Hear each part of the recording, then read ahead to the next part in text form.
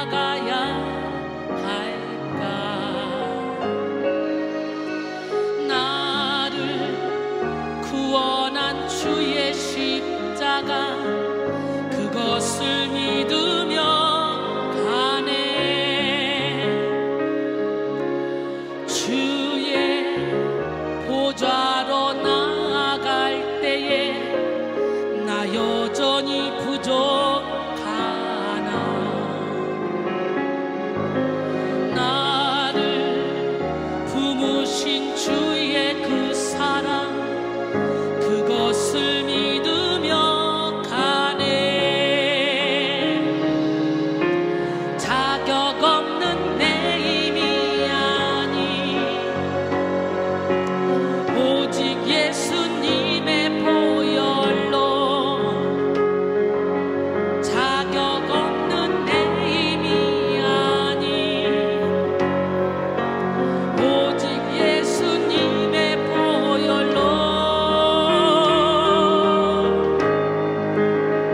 십자가의 보혈 완전하신 사랑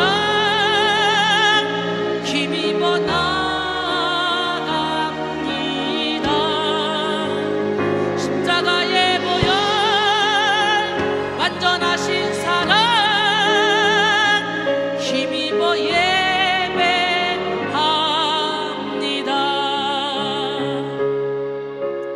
자격 없는 내 힘이 아니 오직 예수님의 보혈로. 자격 없는 내 힘이 아니 오직 예수님의 보혈로. 십자가의 보혈 완전하신 사랑 힘입어 나갑니다. 십자가의 보혈 완전하신 사랑 힘입어 예배합니다.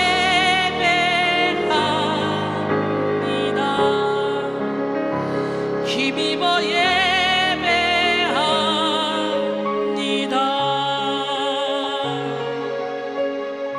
할렐루야.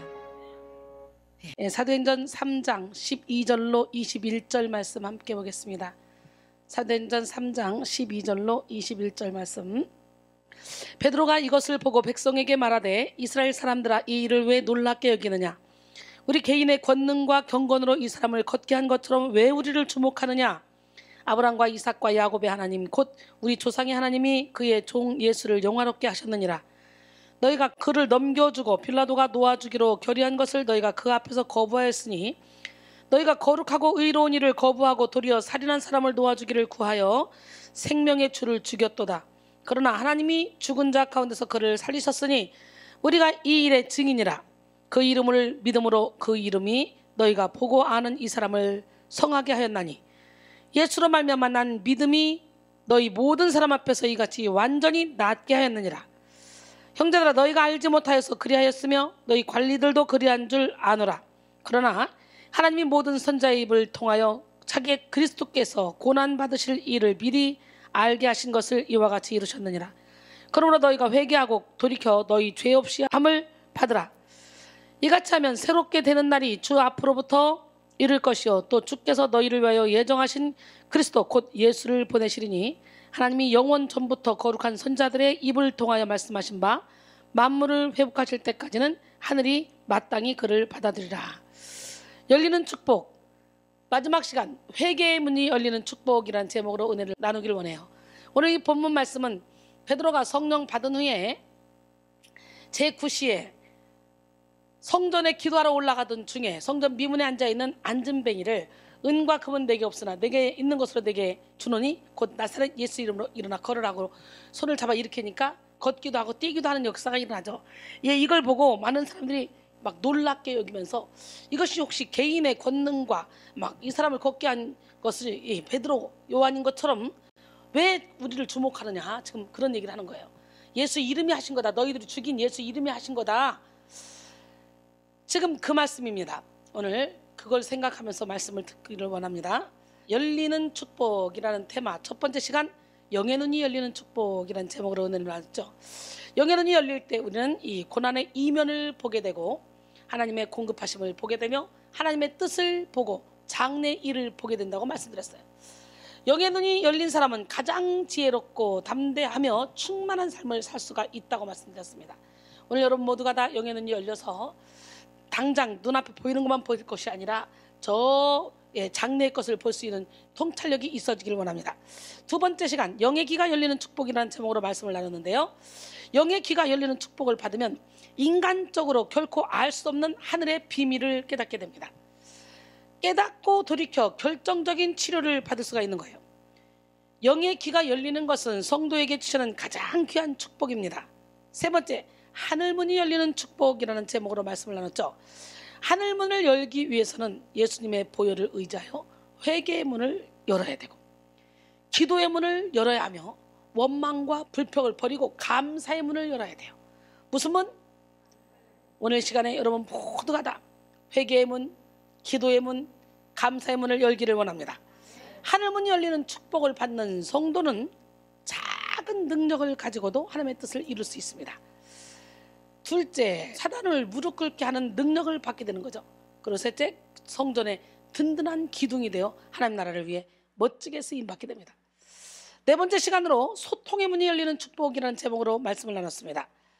문제의 해결자 되시는 하나님과 소통하는 사람은 문제를 풀 수 있는 능력을 공급받고 영적 전쟁에서도 승리할 수가 있습니다. 먼저 하나님과 소통하면요, 저절로 나 자신과 소통하게 되고 이웃과 소통하게 됩니다. 하나님과 소통하는 동시에 내가 얼마나 죄인인지 알게 되고 내 안에 있는 죄를 보게 됩니다. 그러니까 자동으로 회개하게 되고 그러다 보면 이제 하나님의 마음이 내 마음이 돼서 이웃을 사랑하게 되죠. 오늘 시간에 소통의 문이 활짝 열리길 원합니다. 소통의 문이 열린 사람은요, 상대방의 감정을 헤아리고 다스립니다. 또 상대방의 필요를 채워주며 마음을 움직입니다. 미래를 볼 수 있는 눈으로 문제를 해결합니다. 그리고 다섯 번째 시간 영적 지각이 열리는 축복이라는 제목으로 말씀을 나눴죠. 영적 지각은 영적인 현상을 분별하는 감각이고 또 하나님의 뜻을 파악하는 능력입니다. 성령으로 거듭나기 전 우리의 지각은 진리를 회방하고 성령의 소욕을 거스르지만 성령으로 거듭난 지각은 성령의 협력자가 되어 성령의 역사를 밝히 깨닫게 됩니다. 그러므로 우리는 영적인 현상에 대한 일방적인 거부감이나 영적 활동에 있어서 이성을 소극적으로 이해하는 태도를 내려놓고 지각을 사용하여 의의 말씀으로 연단을 받아 성령의 인도받는 삶을 살아야 합니다. 할렐루야. 우리 삶에 성령께서 직접적으로 개입하시는 순간 우리 영혼과 삶의 전 영역에는 이런 열리는 축복이 일어나게 됩니다. 이 시간 여러분 모두에게 열리는 축복이 일어나길 원해요. 우리 모두 열린 축복을 받아서 인생에 닫혔던 모든 문을 열고 진리 안에 참된 자유를 누리는 지혜로운 성도들이 되길 원합니다. 특별히 오늘은 무슨 축복? 회개의 문이 열리는 축복이라는 제목으로 말씀을 나눌 텐데요. 사실 회개의 문이라는 것은 천국의 문으로 들어가기 바로 직전에 반드시 통과해야 될 가장 중요한 문이죠. 죄 가지고는 갈 수 없잖아요. 우리는 회개의 문을 통과할 때 영의 눈이 열리고 깨달음의 문이 열리고 인생의 문이 열립니다. 그러게 회개의 문이 열리는 축복은 하나님께서 우리에게 예비하신 최고의 은총이라고 할 수가 있겠죠. 할렐루야. 그래서 고난이 내게 유익이라 이로 말미암아 내가 주의 율례들을 배우게 되었나이다. 시편 119편 71절 말씀이에요. 또 67절에 보니까 고난 당하기 전엔 내가 그릇 행하였으나 이제는 주의 말씀을 지키나이다 그랬어요. 구약 성경에서 회개에 해당하는 단어 슈브는 총 1000회 이상 사용되었는데요. 이 슈브의 가장 중요한 뜻은 되돌아가다, 회복하다 입니다. 또 신약 성경에서 회개에 해당하는 메타노에노는 총 34회 등장하는데요. 이 뜻은 역시 죄에 대해 뉘우치고 되돌아감을 의미하는데 무엇보다도 공간적 장소의 의미보다 인간의 근원이신 하나님께로 되돌아감을 의미합니다. 그래서 회개는 인간 중심에서 하나님 중심으로 돌아서는 것이며 내가 죄인인 것을 깨닫고 통해 자복하고 예수님을 삶의 구주로 믿는 것입니다. 이렇게 할 때 하나님께서는 우리를 구원해 주시고 하나님의 자녀로 삼아 주십니다. 물론 우리가 예수님을 구주로 믿었다고 해서 그 행위가 하루아침에 거룩해지는 것은 아닙니다. 그러므로 우리는 자신이 지은 죄가 생각날 때마다 그 즉시 그 죄를 자백하고 용서받아서 거룩함을 얻어야 됩니다. 고린도전서 3장 16절로 17절, 너희는 너희가 하나님의 성전인 것과 하나님의 성령이 너희 안에 계시는 것을 알지 못하느냐? 누구든지 하나님의 성전을 더럽히면 하나님이 그 사람을 멸하시리라. 하나님의 성전은 거룩하니 너희도 그러하니라 그랬어요. 오늘 이 시간 여러분 모두가 참된 회개를 통해 하나님께로 더 가까이 나가는 은혜의 시간이 되기를 바랍니다. 인간은 사실 죄로 인해 생명의 하나님과 단절되었기 때문에 영원한 저주 속에서 헤어나오지 못할 비참한 운명을 지닌 존재였습니다. 파스칼의 말처럼요, 인간은 오직 하나님으로만 채울 수 있는 빈 공간을 가지고 있어요. 그런데 안타깝게도 어리석은 인간은 그 빈 자리로 인한 허망함과 고독함을 채우기 위해서 몸부림을 치죠. 그래서 솔로몬도 일천국녀를 거느려보고 쾌락에 빠져보기도 하고, 사업을 넓혀보기도 하고, 과수원을 크게 짓고 일꾼들을 많이 써서 각종 과실수를 심어보기도 하고, 아주 그 세상의 모든 지혜를 다 가져보기도 하고, 그렇지만 결국은 헛되고 헛되며 헛되고 헛되니 모든 것이 헛되다고 고백하며 창조주 하나님을 바라보라고, 할렐루야, 예, 이렇게 결론을 내리죠. 그렇기 때문에 솔로몬이 다시 실험해봤으니까 우리는 자꾸 우리의 힘으로 우리의 영혼을 채우려고 몸부림칠 필요가 없겠죠. 하나님이 없는 몸부림은 그저 더 큰 죄와 악을 쌓게 되고 갈수록 더 큰 허무함과 고통만 남게 되는 거예요.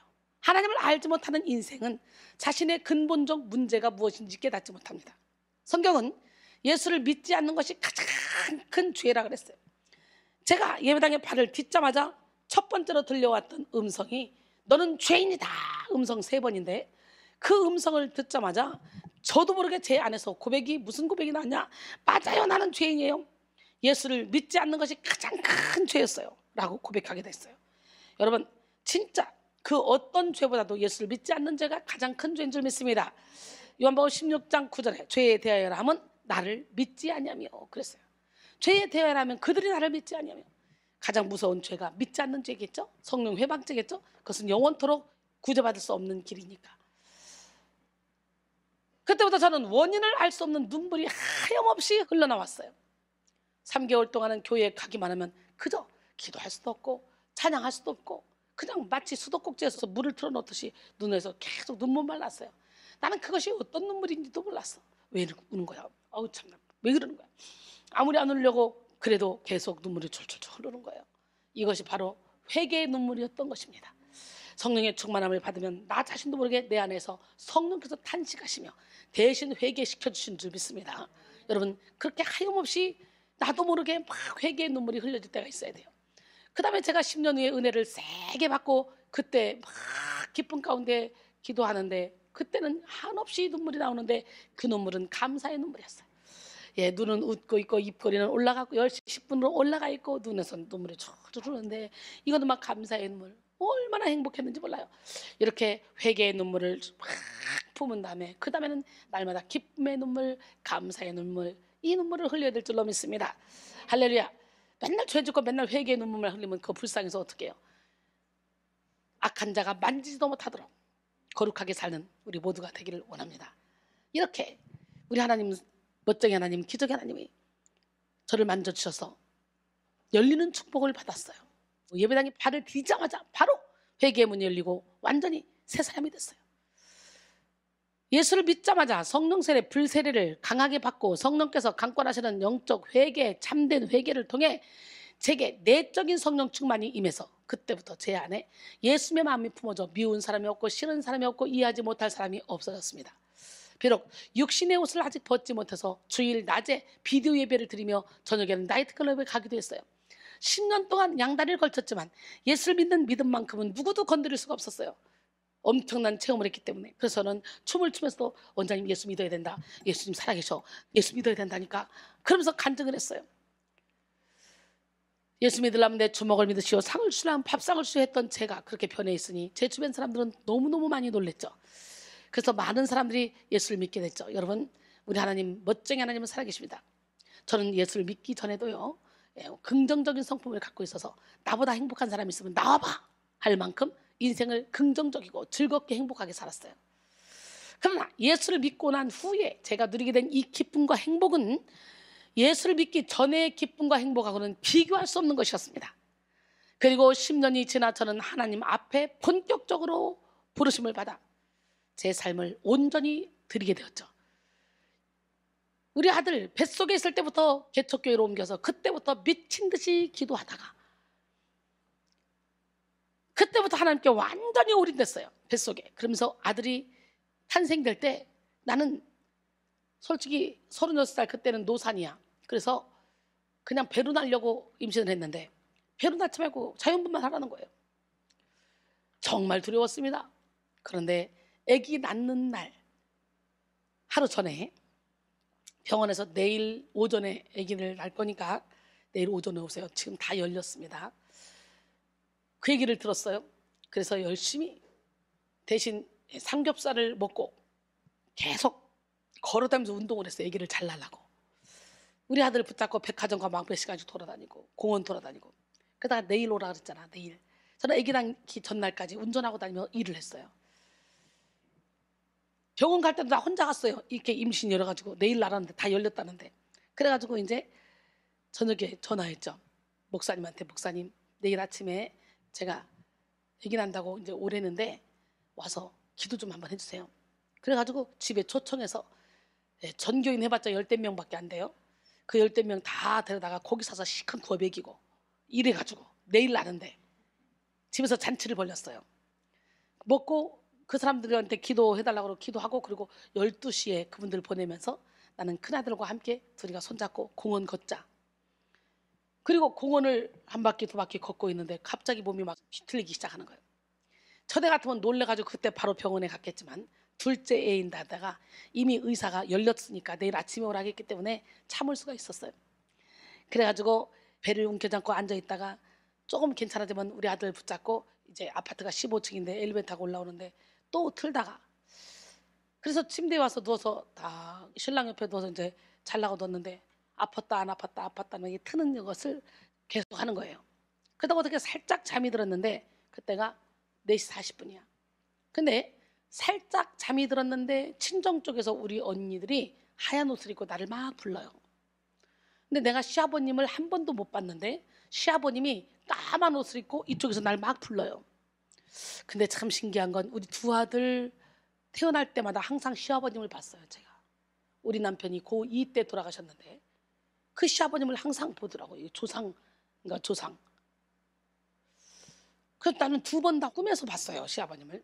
근데 내가 시아버님을 어두운 쪽에서 나를 부르는데 뿌리치고 빛 가운데 있는 언니들에게 막 갔어요. 그리고 눈을 딱 떴는데 여기서 세미한 음성이 들려요. 새벽 기도 가라. 임신했을 때 21일 동안 다니엘 기도하고 계속 성경 보고 임신했을 때 우리 성민이 뱃속에 있을 때부터 영성 훈련을 하나님이 강권적으로 시키셨어. 뱃속에서부터. 그리고 태어나자마자 태어날 때 어떻게 태어나? 야 새벽 기도 갔는데요. 그 아기 낳는 두려움이 팍 사라지면서 그래 몇 시간만 죽으면 내가 죽었다 생각하고 견디면 누구를 닮은 아기가 얼마나 아름다운 아기가 하나님이 주신 선물이 태어날까 막 그 기대감 때문에 이제는 두려움이 싹 사라지더라고. 그러니까 문제가 아니라 문제를 해결할 수 있는 힘이 없는 것이 문제야.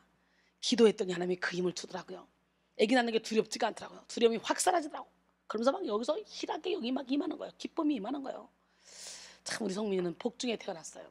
막 여기서 기쁨이 감당할 수 없는 기쁨이 막 넘쳐요. 그래가지고 기도를 하고 그리고 이제 착 집에 왔죠. 집에 왔는데 막 몸이 점점점 빨리빨리 틀어요. 자기야 애기 낳으러 가자. 자기야 이리 와. 좀 더 자다가 아침에 오라 그랬잖아. 좀 더 자다가. 아이 그리고 자꾸 나를 끌어 안아요. 자꾸 아니야 자기야 지금 내가 배가 좀 틀어. 좀만 더 자다가 좀만 더 자다가 그래가지고 그냥 참고 또 참다가 나중에 도저히 안 되겠어. 나온다! 그 소리 들었지. 그랬더니 그때 벌떡 일어나더라고. 그래서 병원에 8시 25분에 도착해서 12시 20분인가 25분에 4시간 만에 아무런 통증 없이 자연분만 했어요. 아기 낳고 내가 부천에 유지였잖아. 아기 낳고 세상에 얼마나 100명 이상이 손님이 왔다 갔다 하면서 봉투를 이렇게 받았네. 아기 낳고 봉투 받는 사람은 나밖에 없다고 우리 엄마가 그러대. 그동안에 내가 뿌려놨던 게 너무 많으니까 아기 낳고. 그리고 우리 성민이가 돌잔치 할 때 원장 합창단 5, 60명이 다 드레스 입고 가서 축가를 불러줬어. 우리 큰아들이 그래, 엄마 그 당시에 아예 그냥 뷔페를 통째로 다 빌려버렸어요. 한 층을. 엄마 그 당시에 어떻게 그렇게 다 그 원장님들이 드레스를 입고 그렇게 와서 그 축가를 해줄 수가 있어? 그러는 거예요. 그래서 엄마가 그때 음악분과위원회 부위원장이었잖아. 그래서 엄마가 원장 합창단 그 관여가 돼 있었기 때문에, 예, 그랬더니 그랬었구나. 그래서 다 드레스 입고 와서 그렇게 했다고 하면서 그 어린 우리 성훈이가 기억을 하고 있는 거예요. 초등학교 이제 4학년 때인데. 근데요, 이렇게 멋지게 우리 성민이가 태어났는데요, 그 태어나자마자 8월 15일 날부터 제가 오살리 기도원의 찬양부터 시작해서 그때부터 쫙 사역을 펼쳤어요. 9월 달에 바로 음반 제작하면서 쫙 펼쳐온 거예요. 근데 그 아들이 몇 살이야? 지금 25살이잖아요. 만 24살이 지났어. 그러니까 25년째 제가 태어나고 계속 사역했으니까 지금 만 24년이 지났고 25년째 제가 미친 듯이 이렇게 사역을 하고 있는 거예요. 멋지지 않습니까? 옆도 뒤도 바라보지 않고 앞만 보고 달려온 거예요.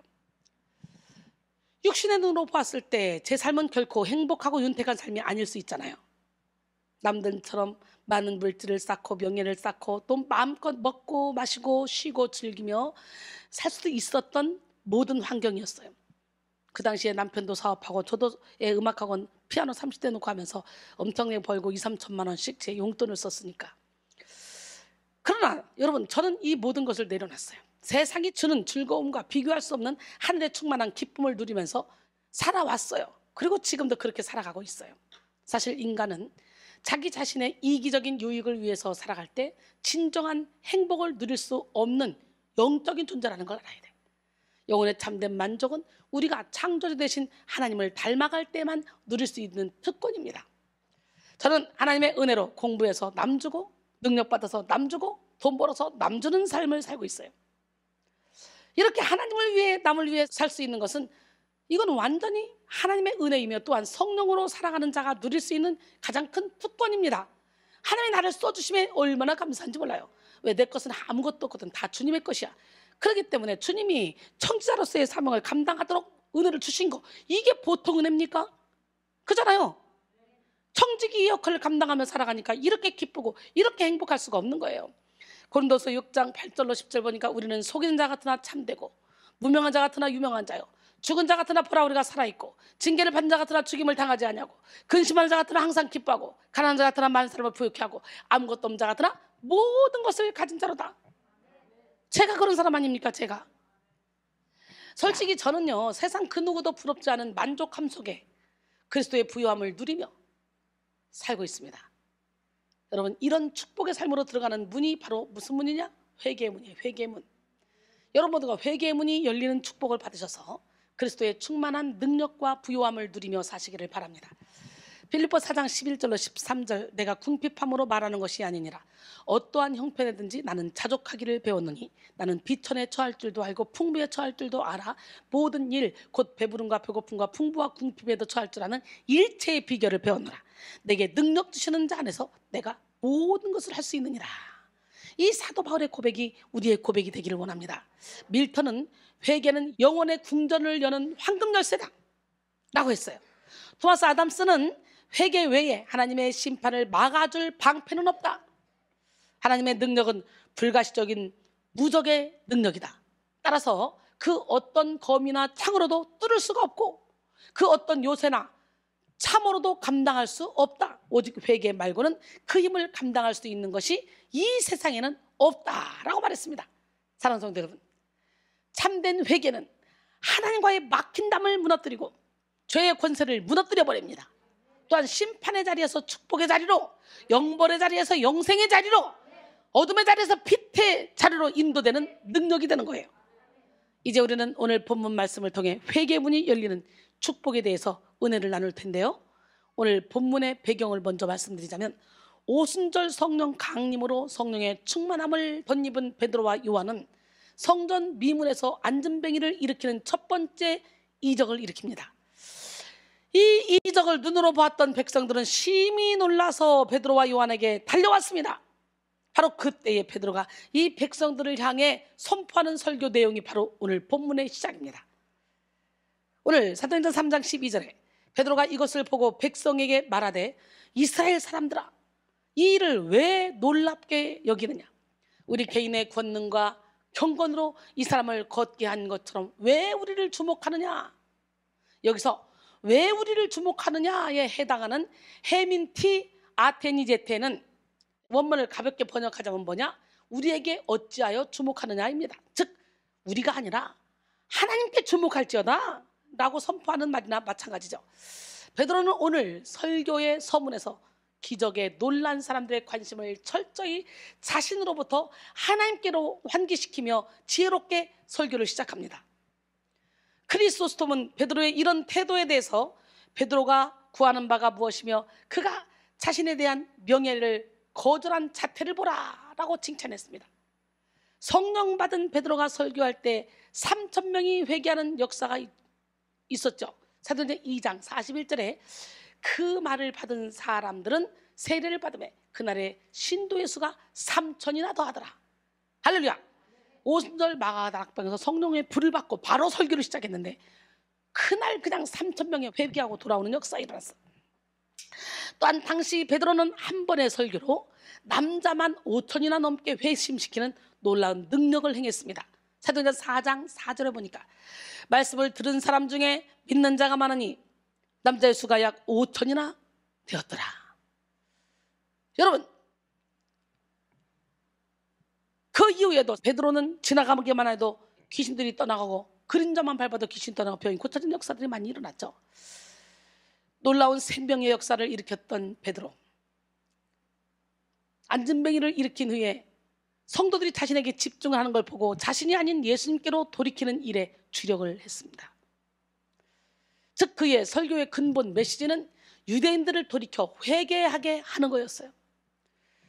사도행전 2장 37절로 39절, 그들이 이 말을 듣고 마음에 찔려 베드로와 다른 사도들에게 물어 이르되 형제들아 우리가 어찌할꼬 하거늘 베드로가 이르되 너희가 회개하여 각각 예수 그리스도의 이름으로 세례를 받고 죄사함을 받으라. 그리하면 성령을 선물로 받으리니 이 약속은 너희와 너희 자녀와 모든 먼데 사람 곧 우리 주 하나님이 얼마든지 부르시는 자들에게 하신 것이다 그랬어요. 여러분, 하나님이 일하시는 설교, 하나님이 기뻐하시는 설교, 생명력 있는 설교는 이처럼 사람들 하여금 참된 회개에 이르게 만드는 설교입니다. 설교를 통해 설교자가 영광받고 설교자가 높임받아서는 안 됩니다. 하나님이 기뻐하시는 영적 지도자는 철저히 성도들을 자기 자신이 아닌 예수님께로 인도하는 지도자입니다. 할렐루야. 아무리 화려한 언변과 논리를 가지고 설교한다 해도 영혼들을 회개시키지 못합니다. 그저 감정적 위로나 안정감을 주는 설교는 살아있는 설교가 아니라는 걸 알아야 돼요. 우리는 열심히 심고 물을 줘도요 자라나게 하시는 이는 하나님이야. 할렐루야. 그러나 각 사람이 행한 대로 갚아준다 그랬어요. 바른 영적 지도자는 성도들로 하여금 거룩한 근심을 하게 하며 생명을 얻는 회개로 인도합니다. 오늘 여러분에게 회개의 영이 임하기를 원합니다. 고린도서 7장 10절에 하나님의 뜻대로 하는 근심은 후회할 것이 없는 구원에 이르게 하는 회개를 이루는 것이요 세상 근심은 사망을 이루는 것이니라 그랬어요. 교회에 다니는 성도 중에 회개에 대해 알지 못하는 사람은 하나도 없을 것입니다. 아무리 썬데이 크리스찬이라 할지라도 주일에 한 번 나와서 한 주간 잘못 살았던 자신의 삶에 대해 돌아보고 회개하는 시간을 가질 것입니다. 그런데 사실 우리 주변에서 참된 회개를 통해 영혼의 축복을 누리며 진리안의 자유 가운데 거하는 그리스도인을 찾아보기란 쉽지 않습니다. 분명 회개를 안 하는 것은 아닌데 왜 수많은 성도들이 회개를 하면서도 여전히 영혼이 곤고하고 회개를 통해 얻게 되는 영육간의 축복을 누리지 못하는 것일까요? 그 이유는 회개에도 하나님이 받으시는 참된 회개가 있고 또 하나님과 상관없는 거짓 회개가 있기 때문이죠. 상당히 많은 그리스도인들이 회개한다 하면서 진정성 없는 형식적인 회개를 합니다. 또 회개를 하면서도 똑같은 죄를 반복하며 회개에 합당한 열매를 맺지 못합니다. 변화와 성숙을 이루지 못하는 회개는 거짓 회개라는 걸 알아야 돼요. 그렇다면 이제 본격적으로 본문을 살펴보면서 참된 회개의 의미와 비결에 대해서 은혜를 나눠보기를 원합니다. 참된 회개는 철저히 나 자신의 비참함을 깨닫고 낮아지는 거예요. 그리고 나에 대해서 절망하는 거예요. 말씀의 빛이 들어와 내 안에 있는 이 어둠을 밝히 비춰야 내가 얼마나 죄인인지, 내가 얼마나 완악한지, 내가 얼마나 이기적인지, 얼마나 깨닫지 못하는 아둔한 사람인지 이걸 알게 되는 거예요. 이걸 알아야 회개하게 되는 거야. 우리의 영혼을 복되게 만드는 참된 회개는 반드시 깨달음을 수반합니다. 인생의 문제는 깨달음의 문제예요. 깨닫지 못하고 하는 회개에는 능력이 없습니다. 그러니까 무슨 일을 시켰을 때 일을 잘못했어요. 앞으로 열심히 잘하겠습니다. 조심하겠습니다. 아니, 깨달아야 조심하고 열심히 잘하지. 향방 없이 막 달려가는데 뭘 열심히 해? 열심히 한다는 것은 방향과 초점을 제대로 맞춰놓고 가는 거지. 방향 설정을 잘못해놓고 열심히 가면 안 가지만 못하잖아. 제가 그러면서 꼭 문제 일으켜서 혼나면요, 사람들이요, 일단은 뭐라 그래요? 열심히 해보겠습니다. 최선을 다하겠습니다. 노력하겠습니다. 그래요. 근데 열심히 하고 최선을 다하고 노력하는데 문제는 뭡니까? 엉뚱한 방향으로 향방 없이 간다는 거지. 그래서 깨달아야 초점을 맞출 수가 있는 거예요. 깨닫는 은혜가 여러분에게 있기를 원합니다. 깨달아야 회개도 되는 거예요. 날마다 기도하면 뭐합니까? 울면서 기도하면. 그러니까 어떤 사람은 그러대, 남편을 사랑하게 해주세요. 그리고 열심히 21일 동안 금식 기도를 했는데 나중에 나오는 기도는 남편하고 이혼하게 해주세요. 그게 잘못된 기도지. 초점을 잘못 맞춘 기도지. 이거 귀신이 일한 기도지. 그잖아요. 그렇게 나오더라는 거예요. 그건 잘못된 거죠. 그런 기도는 아무리 해도 필요가 없어. 굶기만 하고 고생만 하는 거지. 참된 회개는 거칠애로만 우리의 행동이 변화되는 것이 아니라 내적으로 온전히 변화되는 것을 말합니다. 로마서 12장 2절에 너희는 이 세대를 본받지 말고 오직 마음을 새롭게 함으로 변화를 받아 하나님의 선하시고 기뻐하시고 온전하신 뜻이 무엇인지 분별하도록 하라 그랬어요. 오늘 나부터 변화되는 역사가 일어나기를 합니다. 저는 정말 많이 변화됐어요. 먹든지 마시든지 무엇을 하든지 하나님의 영광을 위해서 하고, 세상을 그렇게 좋아했던 제가 세상의 그 어떤 기쁨보다도 설교하고 설교 짜고 영상 작업하고 여러분과 함께 있는 기쁨이 가장 행복해. 신기하지? 이 능력 여러분 받기를 원합니다. 참된 회개를 할 때 우리는 우리의 존재 자체가 변화되는 것을 느낄 수 있습니다.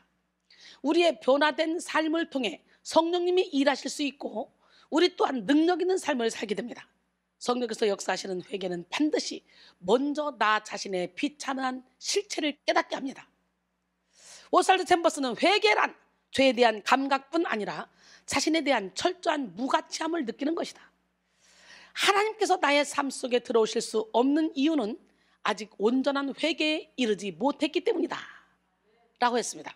그리고 영국의 유명한 설교자 스펄전 목사는 일찍이 이런 말을 했어요. 우리가 어떤 때에 나는 참 죄인이다, 나는 참 나쁜 사람이다, 나는 참 약하다 라고 느껴질 때가 있다. 그러나 기억해라, 당신은 그것보다 더 악하다는 사실을. 난 연약한 존재야, 나는 악한 존재야, 나는 더러운 존재야, 나는 추악한 존재야, 나는 구제불능이야. 이렇게 깨달았을지라도 나는 그보다, 내가 깨달은 것보다 더 악하다는 것을 기억하라는 거야. 인간은 죄 중에 태어났어. 누구나 다 죄성이 다 있어. 그러니까 누구를 판단할 필요가 없어. 내가 변화되고 내가 신앙 성품에 참여하기 위해서 몸부림을 쳐야 돼요. 자신의 비참함을 깨닫는 만큼 은혜에 대한 절박함이 생깁니다. 말씀의 거울에 비추어 자신의 모습을 보고 자신에 대해 철저히 절망하고 하나님께 소망을 두는 지혜로운 성도가 될 때 우리 하나님은 우리를 통해 일한다는 것. 고린도서 1장 8절로 9절, 형제들아 우리가 아시아에서 당한 환난을 너희가 모르기를 원하지 아니하니 힘에 겹도록 심한 고난을 당하여 살 소망까지 끊어주고, 우리는 마치 우리 자신이 사형 선고를 받은 줄 알았으니 이는 우리로 자기를 의지하지 말고 오직 죽은 자를 다시 살리시는 하나님만 의지하게 하심이라 그랬어요. 할렐루야. 은혜에 대한 절실한 기도와 절실한 믿음으로 나타나는데요, 절실한 기도는 하나님의 응답을 받는 인생으로 인도되어지고 절실한 믿음은 열매 맺는 신앙으로 성장시킵니다. 참된 회개가 있는 곳에 하나님의 응답이 있고 변화가 있는 것이죠. 그러므로 우리는 스스로의 비참함을 깨달을 수 있는 은혜를 구해야 합니다. 오늘 본문에서 베드로는 백성들을 향해 강력한 책망의 메시지를 선포합니다. 사도행전 3장 13절로 15절. 너희가 그를 넘겨주고 빌라도가 놓아주기로 결의한 것을 너희가 그 앞에서 거부하였으니 너희가 거룩하고 의로운 일을 거부하고 도리어 살인한 사람을 놓아주기를 구하여 생명의 주를 죽였도다. 사실 여기서 죽였도다에 해당하는 아펙테이나테라는 원어에서는 너희가 라는 강조적 주어가 삽입되어 있습니다. 즉 너희가 죽였도다로 번역됩니다. 실제로 예수께서 사형 선고를 받았던 이유가 뭡니까? 실제로 예수님께 사형 선고를 내렸던 주체는 로마의 법정이었으며 십자가형을 직접 시행했던 자들은 로마의 군병들이었습니다. 그러나 베드로가 강조형 주어를 사용해서 예수를 죽인 장본인을 유대인으로 지목하며 정죄하고 있는데요. 이는 법률적 의미로서의 정죄라기보다 신앙적 의미로서 이들을 회개케 하기 위한 책망이었습니다. 그리고 베드로는 더 직접적으로 이들의 영적 무지를 지적했는데요. 사도행전 3장 17절에 형제들아 너희가 알지 못하여서 그리하였으며 너희 관리들도 그리한 줄 아노라 그랬어요. 언뜻 보아 이 말이 유대인들을 변명해 주는 말처럼 들릴 수 있지만요. 원어적 의미로 볼 때 이 구절은 결코 유대인들을 변호해 주는 말이 아닙니다. 알지 못하여서에 해당하는 카타 아그노이아는 무지에 따라서 혹은 죄에 부합하여 이렇게 해석이 됩니다. 즉 원문으로 보면 이들이 영적으로 무지하여 자신의 죄를 고집하며 예수님을 십자가에 못 박아 죽였다는 의도성을 부각시키고 있는 거예요. 즉 이들의 영적 무지를 통렬히 지적하며 회개를 촉구하고 있는 것입니다. 특히 베드로가 유대인의 죄를 아그노이아, 즉 무지란 단어를 사용해 언급한 것은 과거의 죄에 대한 철저한 깨달음이 없이는 진정한 회개가 불가능하다는 것을 강조하기 위함입니다. 이처럼 우리는 회개를 하되 성령의 도우심을 받아서 철저히 깨닫는 회개를 해야 된다는 거지. 무조건 회개하고 무조건 기도한다고 되는 게 아니라는 거예요. 그래서 어떤 사람은 막 기도가 좋으니까 무조건 기도한다. 내가 백성교회 기도하러 갔는데 말씀 시간이 너무 길어서 기도할 시간이 별로 없어. 아유 나는 그냥 기도하러 기도원에 갈래. 그럼 막 기도만 하고 오는데요. 말씀이 없는 기도 아무런 필요 없어요. 말씀을 충분히 듣고 말씀에 입각해서 우리가 하나님의 기뻐하시는 기도, 하나님의 뜻을 이루어드리는 기도를 해야 되는 거예요. 제가 성악 레슨 받을 때, 교수님 레슨 받을 때 40분은 발성만 하고 그리고 나서 20분 노래하고 왔다는 것처럼 마찬가지예요. 말씀을 40분 듣고 20분 기도해야 돼요. 말씀이 없이 기도하다 보면 영적인 세계가 열리긴 열리는데요. 이게 성령인지 악령인지 내 생각인지 마귀 생각인지 하나님이 주는 생각인지 구분이 안 돼. 그래서 막 질질 끌려다니는 거지. 많은 사람들이 이곳 백성교회를 찾아오는 이유는 영육 간의 질병을 치료받고 문제를 해결받기 위함입니다. 그래서 상담을 요청하는 분들, 기도를 받기 원하시는 분들이 참 많이 있죠. 그러나 사실 저는 따로 상담이나 기도를 해주기 이전에 먼저 예배 먼저 드리세요. 이렇게 권면합니다. 살아계신 하나님은 말씀 가운데 역사하시고 말씀을 통해 성령께서 각자에게 필요한 응답을 주시고 깨달음을 얻게 하시니까. 그래서 상담하겠다고 막 오셔서 말씀을 듣다 보면 여기서 깨달음이 임하면서 아 상담 말씀 중에 끝났습니다. 그리고 가는 사람 많습니다. 왜 이렇게 복잡합니까? 못 죽어서 그런 거예요. 못 죽어서. 깨지고 부서지고 무너지면 복잡할 게 아무것도 없어요. 이해 못할 게 없고 사랑 못할 사람이 없고 용서 못할 사람이 없어. 내가 못 죽어서 막 상처받고 그래서 상담거리가 생기는 거야. 나만 깨져봐, 죽어봐, 상담거리 없어. 하나님께 다 맡기는 거지. 인생의 운전대를 하나님께 휙 던져놓고 어떤 상황 가운데서도 행복하게 사는 거예요. 천국은 여기 있다 저기 있다가 아니고 여러분의 마음속에 있고 천국은 먹고 마시는 것이 아니라 성령 안에서 의와 평강과 희락이라 했어. 인생의 문제는 깨달음의 문제입니다. 이곳에서 은혜 받는 많은 분들이 간증하는 공통점이 있죠. 처음에는 남편의 문제, 자녀의 문제, 또 자신의 영적인 문제, 또 겉으로 보이는 환경의 문제 때문에 왔지만 진정한 문제는 바로 나 자신 안에 있다는 것을 깨닫게 되죠. 특히나 이곳에 찾아오는 분들은 각자 교회에서 누구보다도 충성 봉사하며 신실한 믿음을 소유하신 분들인 경우가 많죠. 그럼에도 불구하고 이곳에서 역사하시는 강력한 성령의 조명하심 가운데 무의식 중에 감춰졌던 죄악까지도 깨달아서 영적인 회개가 터지는 기적을 경험하게 되죠. 나 자신의 심각한 문제와 비참한 실체를 깨닫고 인정하는 그 순간부터 강력한 치료가 시작됩니다. 참된 회개의 문이 열리면 막혔던 모든 문제의 담이 무너지고 영혼의 문, 인생의 문이 열리게 되죠. 죄의 결박이 풀어지며 영혼의 참된 기쁨이 솟아나고 영혼육의 질병까지 전인적으로 치료되는 기적을 체험하게 됩니다. 진정한 회개의 눈물을 흘릴 때 우리 영혼의 눈은 맑아지고 밝아지며 비로소 하나님의 뜻이 밝게 깨달아집니다. 평상시 지식으로 알고 있던 말씀이 심령을 꿰뚫고 삶을 변화시키는 능력으로 변화됩니다. 히브리서 4장 12절로 13절 하나님의 말씀은 살아있고 활력이 있어 좌우의 날선 어떤 검보다도 예리하여 혼과 영과 및 관절과 골수를 찔러 쪼개기까지 하며 또 마음의 생각과 뜻을 판단하나니 지으신 것이 하나도 그 앞에 나타나지 않음이 없고 우리의 결산을 받으시리에 눈앞에 만물이 벌거벗은 것 같이 드러나느니라 그랬어요. 사도 바울은 누구보다 성경에 대한 박식한 자였습니다. 그러나 깨달음의 은혜를 덧입기 전까지 그가 아는 성경 지식은 그의 영혼에 생명을 주는 능력이 되지 못했었습니다. 오히려 그가 아는 지식으로 생명의 주가 되신 예수의 복음을 열정적으로 방해하는 원수로 살았잖아요.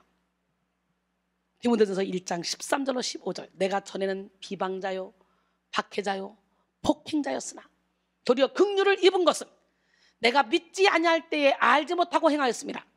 우리 주의 은혜가 그리스도 예수 안에 있는 믿음과 사랑과 함께 넘치도록 풍성하였도다. 미쁘다. 모든 사람이 받을 만한 이 말이요 그리스도 예수께서 죄인을 구원하시려고 세상에 임하셨다 하였도다. 죄인 중에 내가 괴수니라 그랬어요. 은혜를 받으면 죄인 중에 내가 괴수라는 걸 알게 돼. 그동안 내 잘난 맛에 나같이 신앙생활을 했으면 어딨어. 내가 얼마나 열심히 하나님을 섬겼는데 무슨 소리 하는 거야. 이랬던 사람들이 은혜를 받고 빛을 받기만 하면 내가 죄인 중에 괴수라는 고백이 나오고 그러기에 날마다 죽지 않을 수가 없는 거예요. 날마다 죽어야 돼. 여러분 인생에 넘지 못할 산이 있습니까? 넘지 못할 파도가 있습니까? 주님께 맡기세요. 할렐루야.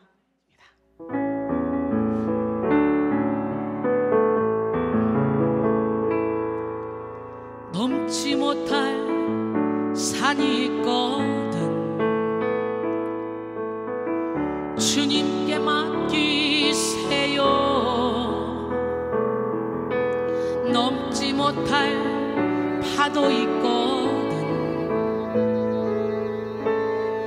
주님께 맡기세요.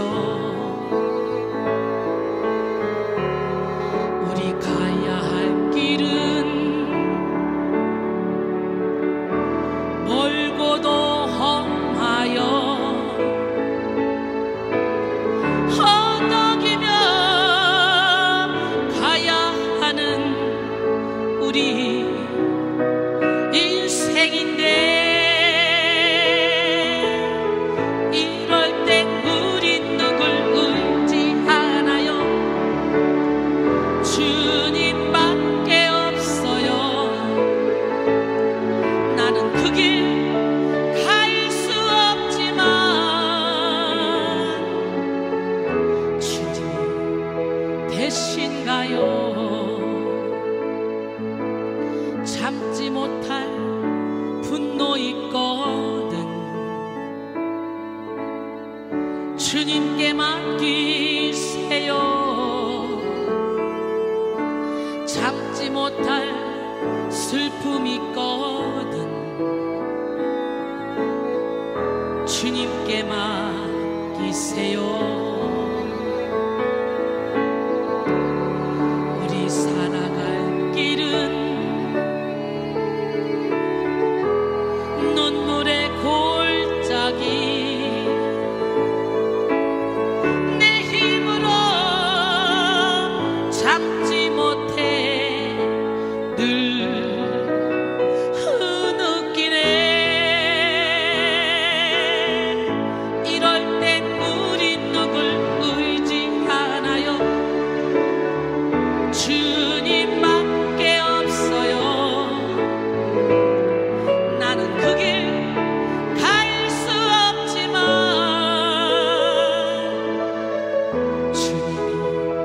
되신가요? 이럴 땐 우리 누굴 의지하나요? 주님밖에 없어요. 나는 그 길 갈 수 없지만 주님이 바뀌신 거죠? 되신가요?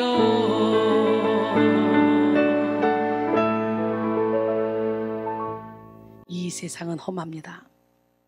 나는 비록 약해요. 그러나 늘 회개하며 기도 힘쓰면 우리 주님이 우리의 인생길을 인도해 줄 수 있습니다. 그 기적의 하나님은 누구 하나님? 그 하나님은 이 시간에도 불꽃 같은 눈동자로 여러분을 지켜보고 계십니다. 이 세상 험하고 나 비록 약하나 우리 함께 찬양하며 가사 속에 푹 들어가서 말씀의 가사 속에서 역사하시는 그 진리의 성령을 가슴 깊이 체험하는 시간이 되기를 원합니다.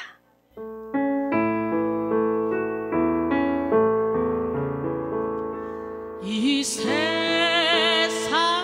험하고 나 비록 약하나 늘 기도 힘쓰면 큰 권능 얻겠네.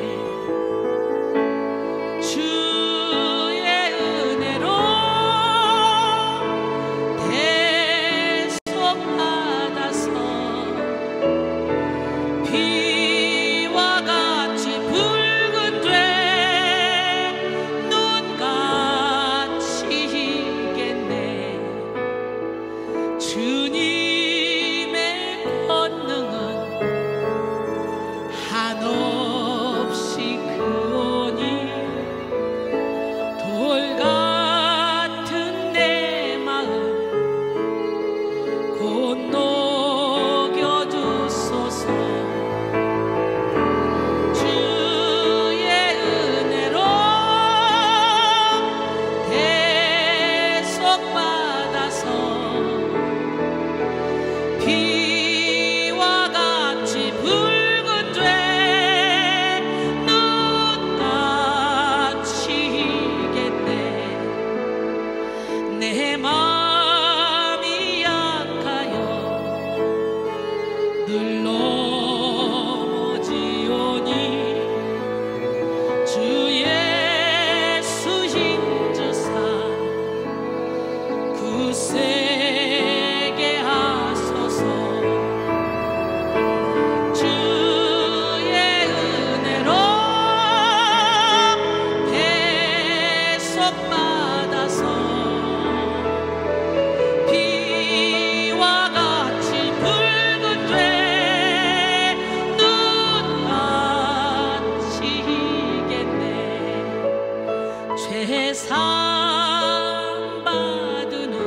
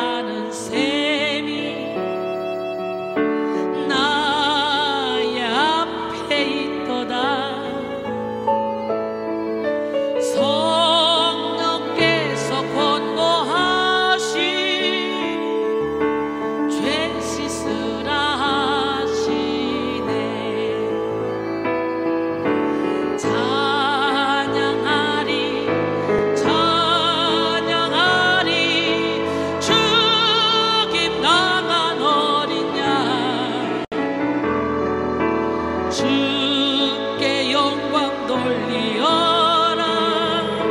우리 죄를 씻어주셨네.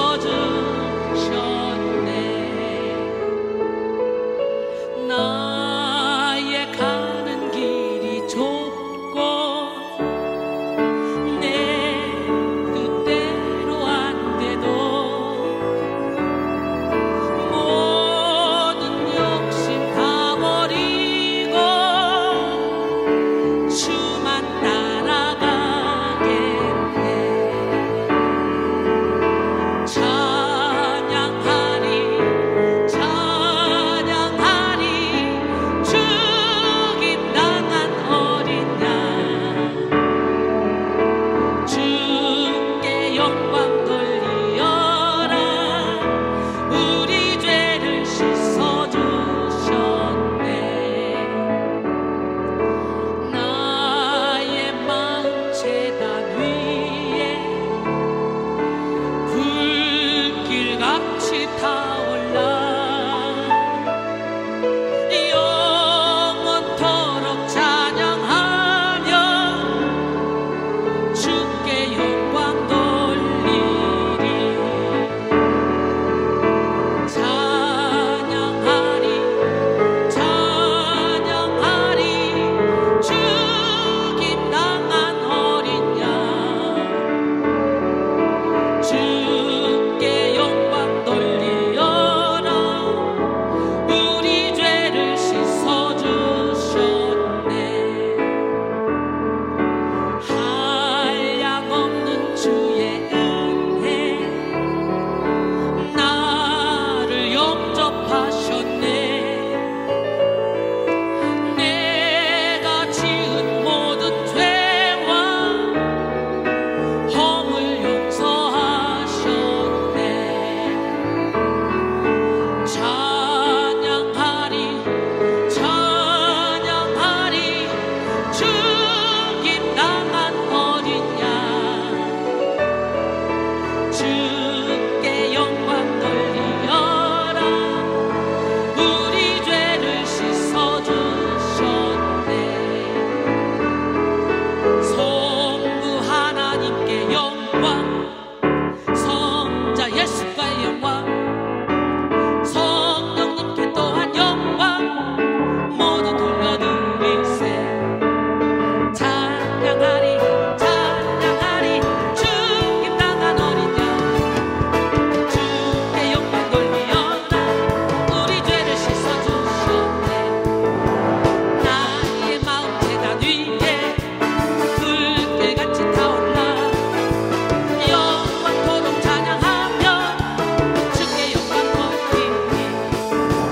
찬양하리 찬양하리 죽임당한 어린 양.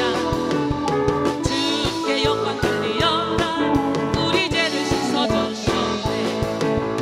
성부 하나님께 영광, 성자 예수께 영광, 성령님께 또한 영광 모두 돌려드리세. 아멘. 찬양하리 찬양하리 죽임당한 어린 양. 주께 영광 돌리어라. 우리 죄를 씻어주셨네. 정결하게 하는 셈이 나의 앞에 있더라. 성령께서 권고하신 지시서라 하시네. 찬양하리 찬양하리 죽임당한 어린 양. 주께 영광 돌리어라. 우리 죄를 씻어주셨네. 찬양하리 찬양하리 죽임당한 어린 양. 주께 영광 돌리어라. 우리 죄를 씻어주셨네.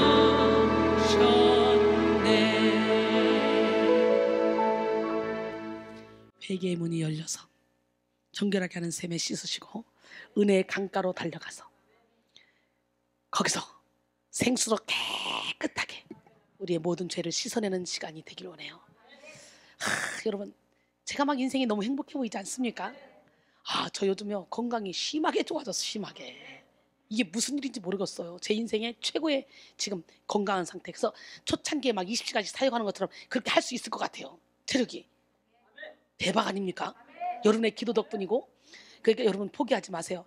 나는 너무 많이 쓰임 받아서 너무 달아서 기계도 오래 쓰면 타는 것처럼 난 이미 끝났다. 체력은 이제 우리 제자들을 세워서 큰일 해야지. 나는 체력은 끝났다 생각하고 포기했었어. 그런데 막 하나님이 막 좋은 한의사를 만나게 하시고 또 우리 아들 큰아들이 엄마 이렇게 먹어 이렇게 해 엄마 이렇게 관리해 막 뒤에서 서포트 해주고 막 그러면서 내가 막 그들에게 순종하고 달려왔더니 세상에 막 열정이 솟아나면 이제 여러분 내가 막 계속 가만 안 놔도 막 훈련시켜가지고 막 영적 거장들 만들어. 여러분들이 막 부르짖고 기도해서 나처럼 뚜레번호 빵 뚫어야 돼. 할렐루야. 기도해서 막 뚫어서 내가 막 그냥 열고 들어가야지. 지금 얼마나 기도하기 좋게 환경을 열어줬습니까? 깨집시다. 부서집시다. 무너집시다. 주님의 은혜의 강가로 여러분의 영혼이 막 달려갑시다. 깨끗이 씻음 받읍시다.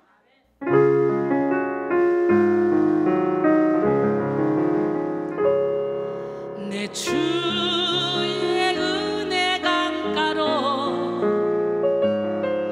저 십자가의 강가로 내 주의 사랑 있는 곳 내 주의 강가로 내 주의 은혜 강가로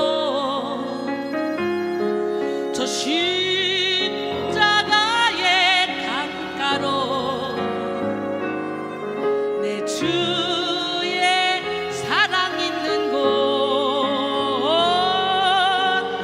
내 주의 강가로 가서 가란 나의 영혼을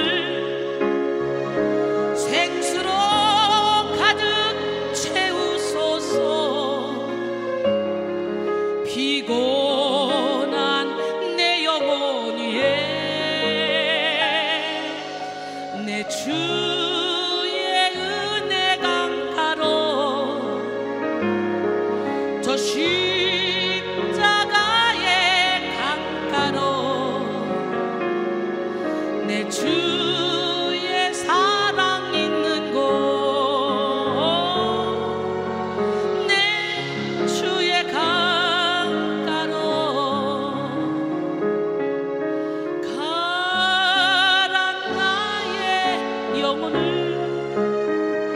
생수로 가득 채우소서.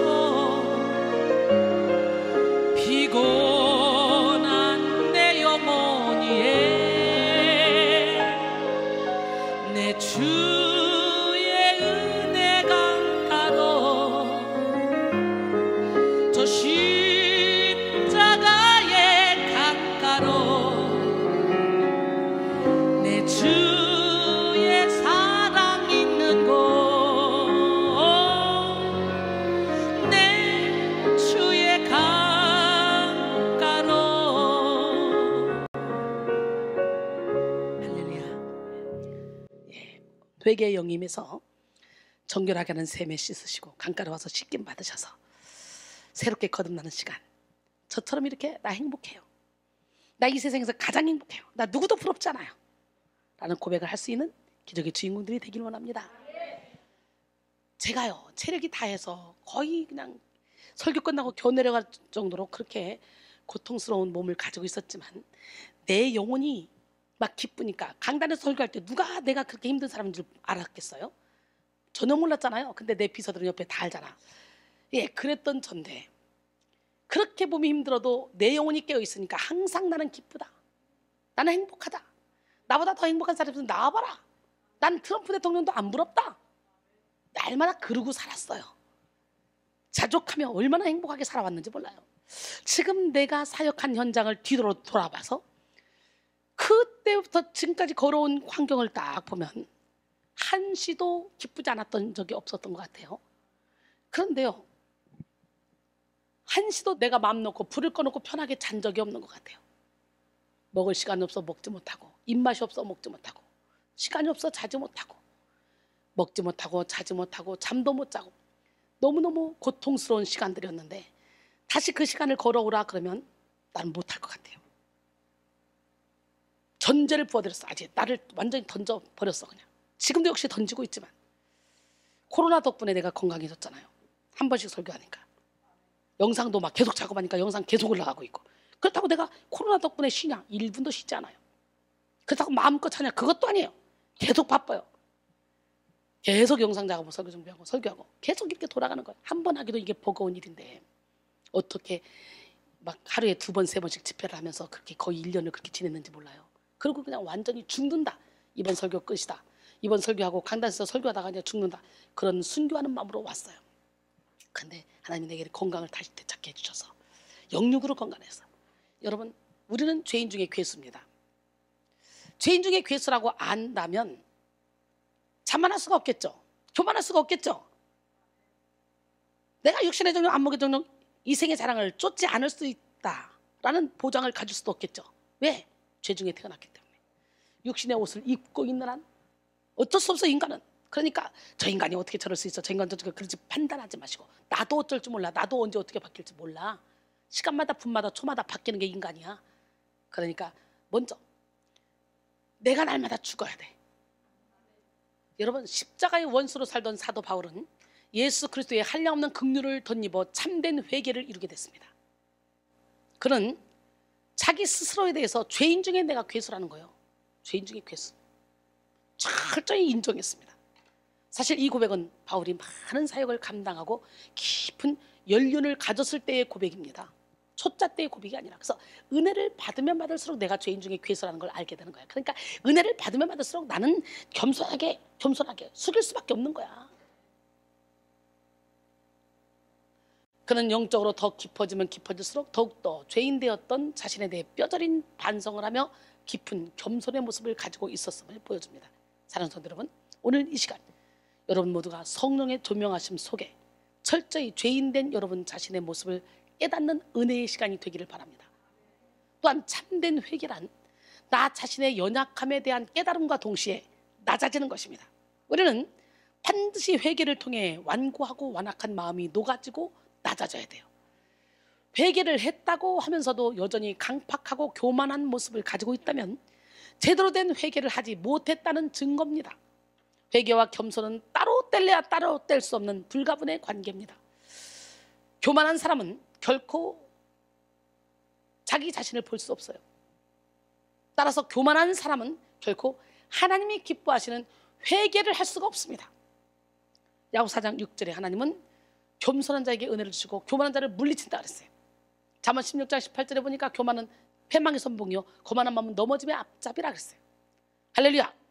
그러게 멋쟁이 하나님, 기적의 하나님, 능력의 하나님, 그 살아계신 하나님, 그 하나님 앞에 우리가 겸손하게 무릎을 꿇어야 돼요. 오늘 이 시간 여러분 모두가 자신의 비참함을 깨닫고 철저히 낮아짐으로 참된 회개의 축복을 누리길 바랍니다. 두 번째, 참된 회개는 생명의 주가 되시는 예수님을 의지하는 것입니다. 사도행전 3장 15절, 생명의 주를 죽였도다. 그러나 하나님이 죽은 자 가운데서 그를 살리셨으니 우리가 이 일의 증인이라 그랬어요. 여기서 생명의 주에 해당하는 톤 데 아르케곤 테스 조에스는 생명의 근원자, 생명의 부여자라는 뜻을 지닙니다.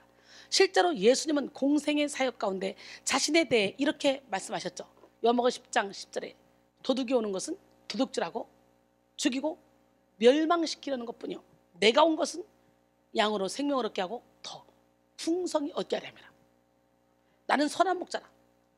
선한 목자는 양들을 위하여 목숨을 버린대요. 선하신 목자, 나를 사랑하시는 분, 우리 함께 찬양할까요? 그 찬양 속에 나를 사랑하시는 선하신 목자를 오늘 만나기를 원합니다. 아멘. 선하신 목자, 날 사랑하는 분, 주 인도하는 곳 따라가리. 주의 말씀을 나 듣기 위하여 주 인도하는 곳 가려네. 나를 푸른 초장과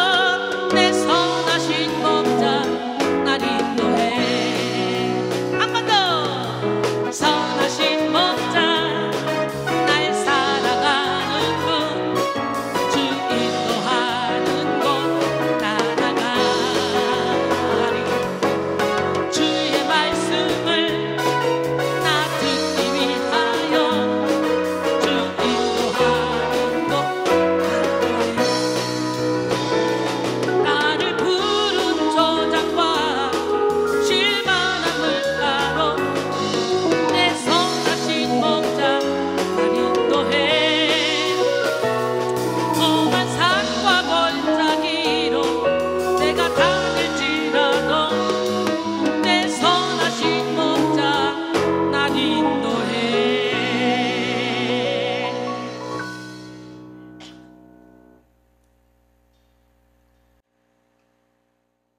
진짜 선하신 목자 되신 주님이 여러분을 인도하심을 믿습니까? 할렐루야. 네, 그런데 뭘 염려 걱정 근심하십니까? 참된 회개란 그저 내가 지은 죄를 인정하는 데 그치는 것이 아니에요. 진정으로 회개하기 위해 우리는 우리 죄를 깨끗하게 맑히는 능력의 근원, 생명의 근원 되시는 그 주체를 확실히 붙잡아야 돼요. 그 주체가 누구십니까? 오늘 베드로는 백성들을 향해 너희가 죽인 생명의 주가 되시는 예수 그리스도를 하나님이 다시 살리셨다고 선포하고 있습니다. 바로 우리의 죄를 대속하기 위해 십자가에서 죽으시고 부활하신 이 예수 그리스도를 의지해야만 참된 회개가 이루어질 수 있음을 명심하시기 바랍니다. 계속해서 본문을 살펴보면 16절에 보니까 그 이름을 믿음으로 그 이름이 너희가 보고 아는 이 사람을 성하게 하였나니 예수로 말미암아 난 믿음이 너희 모든 사람 앞에서 이같이 완전히 낫게 하였느니라. 이처럼 베드로는 이 기적을 가능케 한 궁극적인 믿음의 대상이신 예수 그리스도에 대해서 강조하고 있는데요. 믿음의 주이신 예수 그리스도야말로 본문 전체가 강조하는 핵심인 동시에 성경 전체의 주인공입니다. 히브리서 12장 2절에 믿음의 주요 또 온전케 하신 이인 예수를 바라보자. 그는 그 앞에 있는 기쁨을 위하여 십자가를 참으사 부끄러움을 개의치 아니하시더니 하나님 보좌 우편에 앉으셨느니라 그랬어요. 할렐루야. 히브리서 10장 19절로 20절 그러므로 형제들아 우리가 예수의 피를 힘입어 성소에 들어갈 담력을 얻었나니 그 길은 우리를 위하여 휘장 가운데로 열어놓으신 새로운 살 길이요 휘장은 곧 그의 육체니라 그랬어요. 주의 보좌로 나아갈 때 어떻게 나가야 돼요? 예수 그리스도의 보혈의 피를 의지해서 나가야 되죠.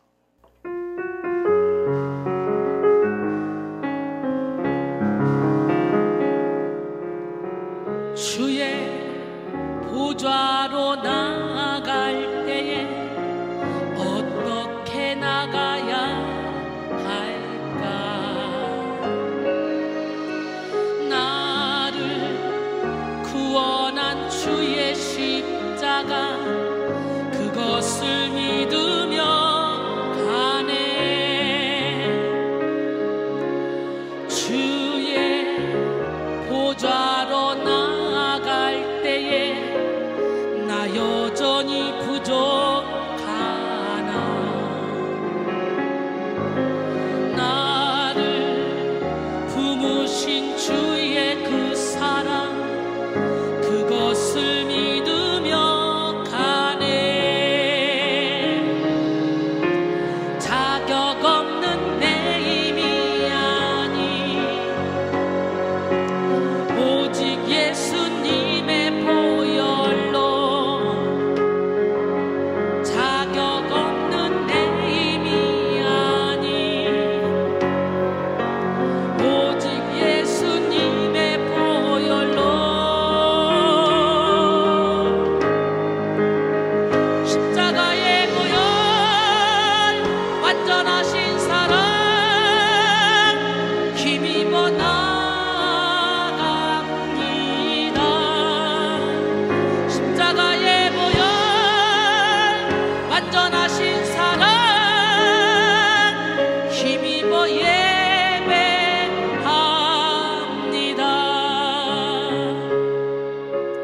자격 없는 내 힘이 아니 오직 예수님의 보혈로 자격 없는 내 힘이 아니 오직 예수님의 보혈로 십자가의 보혈 완전하신 사랑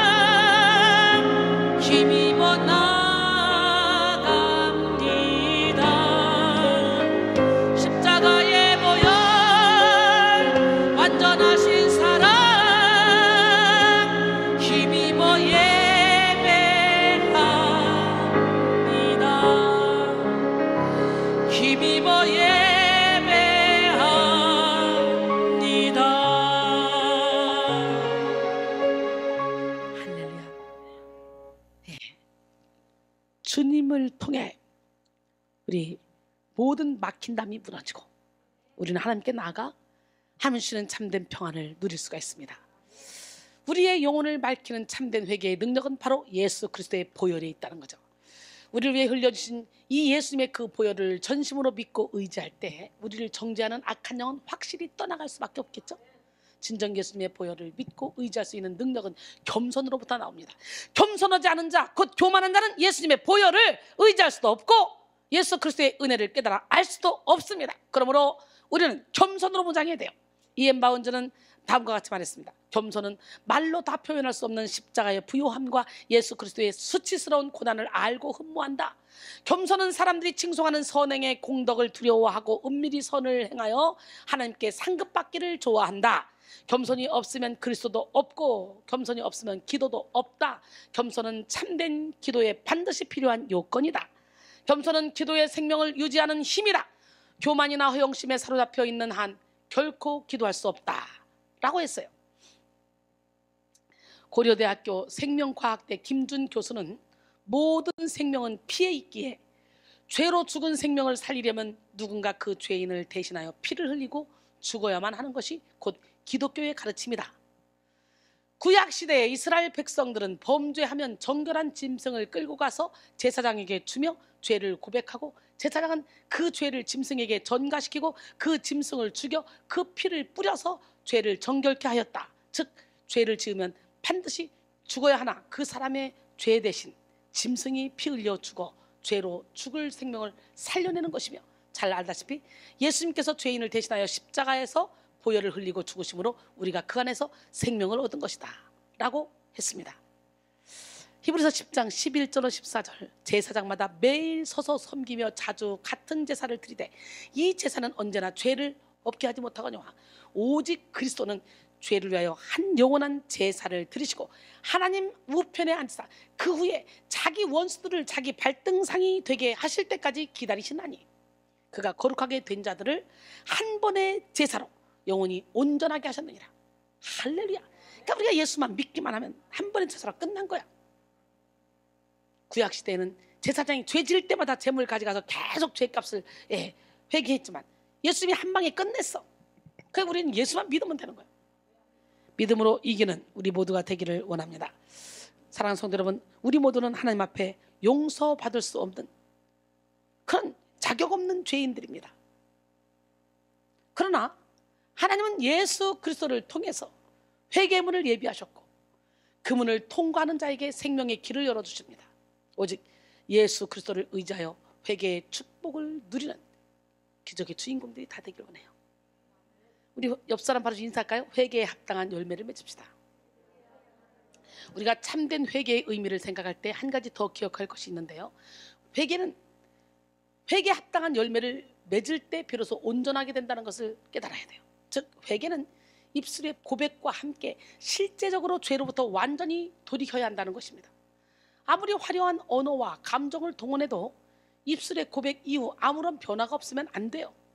예수님이 오시기 전 그 오실 길을 예비했던 세례 요한의 첫 메시지는 회개의 선포였습니다. 마태복음 3장 1절로 2절, 그때에 세례 요한이 이르러 유대 광야에서 전파하여 말하되 회개하라 천국이 가까이 왔느니라. 이미 2000년 전에도 회개하라 천국이 가까이 왔다 그랬어요. 그러니까 자꾸 종말이 온다, 종말론에 심취해가지고 막 벌벌 떠는 사람들 뭐 어리석은 사람이야. 예수님이 부활 승천하신 이후 이미 그때부터 말세가 시작이 된 거야. 그러니까 예수님 오셔서도 말씀하시잖아. 예수님 오실 길을 예배한 세례 요한도 말했고 예수님이 오셔서도 말씀하셨어. 회개하라 천국이 가까이 왔다고. 예수님이 십자가 못 박혀 죽이시기 직전에 예수님이 탄생하시면서부터 이미 예수님이 초림하시고 재림하실 때까지 이제 우리는 계속적으로 종말의 때를 맞아가고 있다는 거예요. 항상 그래서 우리는 그날이 도적같이 오니까 기름을 준비해야 돼. 또 세례 요한은 회개에 합당한 열매를 맺으라고 마태복음 3장 8절은 말씀하죠. 우리가 회개하였다는 증거로 그에 상응하는 열매를 맺게 되는데요, 즉 참된 회개를 통해 삶의 변화가 외적으로 드러나게 되어 있어요. 예수님을 믿기 전 우리의 삶은 육적인 소욕을 따라 죄로 물든 생각과 마음대로 움직였지만 참된 회개를 함으로 하나님의 말씀대로 살아가는 삶으로 변화됩니다. 회개에 합당한 열매를 맺어야 함과 관련하여 회개의 여러 정의에 대해 알아볼 필요가 있는데요. 회개의 사전적 의미를 살펴보자면 라이프 성경사전에서 회개는 죄에 대한 확신과 하나님께 죄를 지었다는 깨달음, 그리고 죄인을 구속하시는 하나님의 은혜로 자신의 죄성을 확인하고 죄로부터 결정적으로 돌이키는 신앙 행위라고 정의합니다. 회개는요, 돌이켜야 돼요. 빨리 죄로부터. 또 위키백과에서는 회개는 죄스러운 생활 태도에서 탈피하여 신께 귀의하는 일이라고 정의합니다. 또한 그리스도교적 의미에서 회개는 이제까지의 잘못을 뉘우치는 것과 적극적으로 선을 행함이라는 이중의 의미를 지닙니다. 이 모든 사전적 설명을 종합하면 회개란 과거의 잘못을 깨닫고 신에 귀의하여 잘못을 되풀이하지 않고 적극적인 선을 행하여 구원을 이루어가는 것이라 정의할 수가 있겠죠. 즉 회개란 단순히 우리가 지은 죄를 고백하고 뉘우치는 차원이 아닙니다. 완전히 그 삶에서 돌아서는 것, 즉 옛사람의 삶에서 유턴하는 것입니다. 할렐루야. 그리고 나아가 나 자신이 주인 되었던 삶을 내려놓고 주님을 주인 삼는 삶으로의 전인격적인 그런 변화의 열매를 나타내야 하는 거예요. 아무리 감정적으로 후회하며 눈물 콧물을 다 쏟는다 할지라도 변화의 열매를 나타내지 못한다면 진정한 회개가 아닙니다. 생명이 있는 곳에는 반드시 열매가 나타납니다. 요한복음 15장 5절에 나는 포도나무요 너희는 가지라. 그가 내 안에 내가 그 안에 거하면 사람이 열매를 많이 맺나니 나를 떠나서는 너희가 아무것도 할 수 없습니다. 그랬어요. 할렐루야. 우리 윤은혜 집사님 저번 주에는 대구 가서 또 이렇게 은혜를 받고 그러더니 오늘은 또 이쪽으로 오셨어요. 아버님 천국으로 모셔드리고 참 아버님 천국으로 모셔드리는 과정 속에 우리 윤은혜 집사님의 이 정말 멋진 믿음을 봤어요. 제가 야 정말 큰 믿음을 봤어요. 야 어떻게 저렇게 예쁜 믿음을 가졌을까. 나도 도전되더라고. 나도 이야 믿음의 롤모델이 됐어. 어느 순간에 이만 오펜다운 하던 사람을 성가대 대장 시켜놓고 쫙 밀어줬더니 어느 순간에 이러던 사람이 쑥 올라가더니 아버님을 천국으로 보내드리면서도 얼마나 막 영적인 거장의 모습을 보여주는지 우리 모든 사람을 다 감동시키는 사랑하는 귀한 딸. 안동에서 또 은혜 받으러 왔어요. 본인도 암병이잖아요. 혈액암. 근데 참 신기한 게 하나님께서 이렇게 계속 붙잡아주고 계셔서 얼굴이 막 오돌오돌 얼굴이 볼 수가 없었어요. 곰보처럼 다 없어졌잖아요. 깨끗이 나았잖아. 병원에서도 신기하단 자다. 초자연적인 힘이 저 딸에게 생겼어요. 하나님이 주시는 힘이. 암병도 뚫고 나갈 수 있는 힘이. 병원 의사 진단이라면 벌써 천국에 갔어야 되거든요. 근데 저렇게 멋지게 아름답게 신앙을 키워가며 죽음도 두렵지 않는 막 그런 신앙을 가지고 살아가는 윤은혜 집사님을 보면서 야, 정말 도전받는다 싶어요. 우리는 이례적인 회개로 만족할 것이 아니라 끊임없이 예수님과 연합하여 하나님이 기뻐하시는 풍성한 열매를 나타내야만 합니다. 에베소 5장 8절로 10절 너희가 전에는 어둠이더니 이제는 주 안에서 빛이라. 빛의 자녀들처럼 행하라. 빛의 열매는 모든 착함과 의로움과 진실함에 있느니라. 주를 기쁘시게 할 것이 무엇인가 시험하여 보라 그랬어요. 갈라디아서 5장 22절로 23절 오직 성령의 열매는 사랑, 희락, 화평, 인내, 자비, 양선, 충성, 온유, 절제니 이 같은 것을 금지할 법이 없느니라 그랬어요. 우리 성령의 열매를 맺으며 살아갑시다. 하나님께서 우리에게 가장 원하시는 것이 바로 열매 맺는 삶이죠. 그래서 저도 여러분 훈련시킬 때 열매 맺는 삶으로 만들어가기 위해서 열심히 깨지고 부서지고 무너지는 작업을 시키는 거예요. 그렇잖아. 안 믿던 남편들이 각시가 열매를 맺으니까 꾸준히 와서 은혜 받고 변화되어 있으니까 그 남편들이 다 와서 여기 기둥됐어. 대박 아닙니까? 알 뒤로는 개선이 없는 회개는 새는 구멍을 고치지 않고 계속 펌프질하는 것과 같다고 했어요.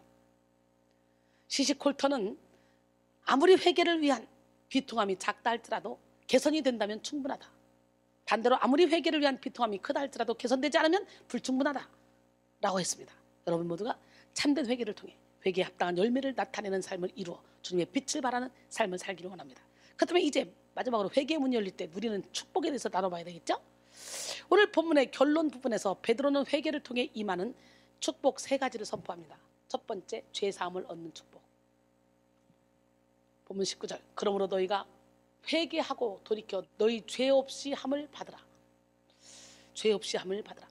베드로는 가장 먼저 백성들 하여금 회개하고 돌이켜서 너희 죄 없이 함을 받으라고 했는데요, 없이 함을 받으라고 하는 그 없이 함을 받으라에 해당하는 엑살레 입대 나이는 지우다, 씻어버리다, 이런 뜻을 가진 수동태 부정사로 전치사 에이스와 함께 씻기움을 받으려면 이라는 의미를 지닙니다. 즉 씻기움을 받는 것, 즉 회개하고 돌이키는 결과로서 받는 보상이죠. 고대 근동 사회에서는 글을 쓸 때 양피지나 파피루스에 썼는데요, 당시에 쓰이던 잉크는 오늘날 우리가 쓰는 잉크와 달리 산이 섞이지 않은 잉크였어요. 따라서 물 묻힌 스펀지로 한번 닦아내면 말끔히 지워졌다고 합니다. 이런 의미를 반영하여 베드로는 그 백성들을 향해 하나님의 아들 메시아를 죽인 엄청난 죄를 범했을지라도 회개하기만 하면 그 죄는 기억되지도 않을 정도로 말끔하게 사라지게 된다는 놀라운 축복의 메시지를 전하고 있는 거예요. 이사야 1장 18절에 여호와께서 말씀하시되 오라 우리가 서로 변론하자. 너희의 죄가 주홍 같을지라도 눈과 같이 휘어질 것이요 진홍같이 붉을지라도 양털같이 희게 되리라 그랬어요. 요한일서 1장 8절로 9절, 만일 우리가 죄가 없다고 말하면 스스로 속이고 또 진리가 우리 속에 있지 아니할 것이요 만일 우리가 우리 죄를 자백하면 그는 미쁘시고 의로우사 우리 죄를 사하시며 우리를 모든 불의에서 깨끗하게 하실 것이요. 할렐루야. 오늘 회개함으로 깨끗함을 받기를 원해요. 예. 이사야 43장 25절에 보니까 나 곧 나는 나를 위하여 내 허물을 도말하는 자니 내 죄를 기억하지 않겠다는 거예요. 미가서 7장 19절에 보니까 다시 우리를 불쌍히 여기셔서 우리의 죄악을 발로 밟으시고 우리의 모든 죄를 깊은 바다에 던지시리이다. 그러니까 죄를 기억지도 않고 발로 밟아버리고 깊은 바다에 던져버리고, 그리고 나를 위하여 죄를 도말하신대. 하나님이 당신을 위하여. 그잖아요. 여러분의 자녀가 잘못하면 나를 위하여 그 자녀의 잘못한 그 부분을, 남들에게 잘못한 거를 다 내가 해결해 주잖아. 유리창문을 깨고 오면 내 자식이 깼으니까 나를 위해서, 내 자식은 나나 똑같잖아, 가서 해결해 놓잖아. 사랑하는 성도 여러분, 아무리 실패한 인생, 소망이 없는 인생, 저주받는 인생이라 할지라도 회개를 통해 우리 인생은 충분히 역전될 수 있습니다. 주님은 진정으로 회개하는 자의 죄를 다시는 기억하지 않으시겠다고 약속하셨어요. 만약 우리가 지은 죄를 우리가 다 책임져야 한다면 일평생 중노동을 한다 할지라도 다 책임지지 못할 것입니다. 죄는 우리 마음을 묶고 우리의 생각을 묶고 우리의 입술을 묶을 뿐만 아니라 우리의 삶 전 영역을 다 묶어버려요. 그래서 불행한 삶을 살게 합니다. 여러분, 죄, 오늘 예수 이름으로 이 모든 죄를 씻음받는 시간이 되기를 원합니다. 우리 하나님은 연약하고 부족한 우리의 모든 죄를 이미 어디서? 십자가에서 해결해 놓으셨어. 우리는 그 보혈의 십자가만 의지하면 되는 거예요. 할렐루야.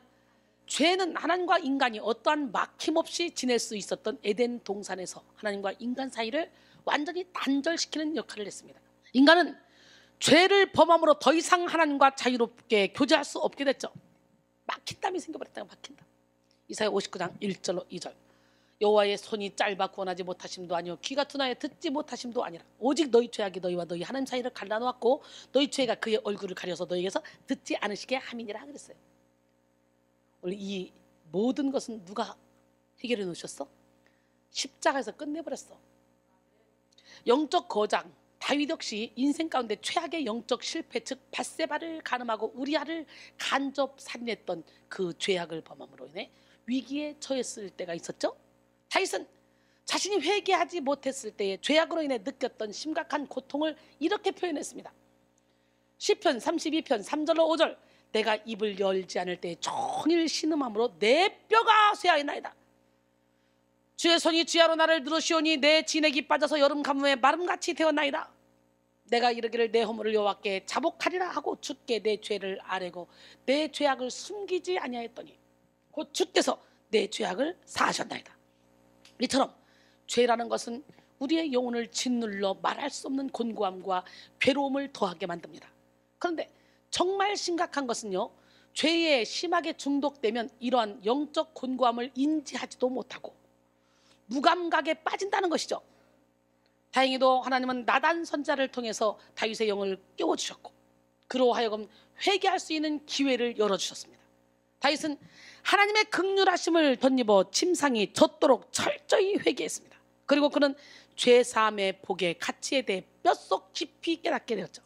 죄사함의 은총은 우리로 하여금 이 땅에서도 마음의 천국을 누리게 하며 나아가 영원한 천국을 상속하게 만듭니다. 토마스 무어는 영혼 깊이 느껴지는 참회로 흘러내리는 눈물은 죄인만이 알 수 있는 죄사함에 대한 최초의 기쁨이다 라고 했어요. 참된 회개를 통해 죄사함의 축복을 영원히 누리는 여러분 모두가 되기를 원합니다. 그 다음에 존재 자체가 새롭게 되는 축복이에요. 19절 그러므로 너희가 회개하고 돌이켜 너희 죄 없이 함을 받으라 그랬잖아. 이같이 하면 뭐하면 죄 없이 함을 받으면 이같이 하면 회개하고 돌이켜 죄 없이 함을 받으면 새롭게 되는 날이 주 앞으로부터 이를 것이오. 할렐루야. 새롭게 되는 날.